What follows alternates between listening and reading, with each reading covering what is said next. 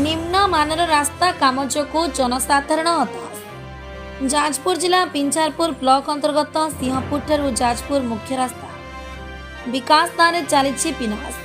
जाणीशुणी eighty विपद को ठेली देउछंती यात्री मृत्यु मुख को हेउछि आमंत्रण। एटी रास्ता रे खाल उच्च केउठी पोखरी उभय पार्श्व गोड़ी जमिकी रही केउठी रास्तार उभय पार्श्व बालीगोड़ी जमिकी रही एथिजोगु रास्ता साजिछि मरण जंतु। यात्री यातायात को अणदेखा करुछि प्रशासन।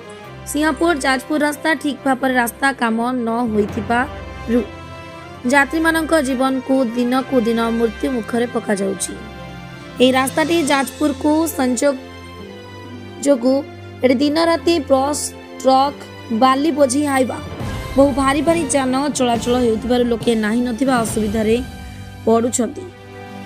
पूर्त विभाग जंत्री और ठिकादार को मधुचंद्रिकार जनसाधारण एठी हताश। काहींकि नीरव द्रष्टा साजिछंती। जनसाधारण अभियोग आनिछंती। बाकी रहिला प्रशासन कौन पदक्षेप नेउछंती आगामी दिन को अपेक्षा। एडिटर सरोज कुमार तळंक रिपोर्ट प्रमेय टीवी।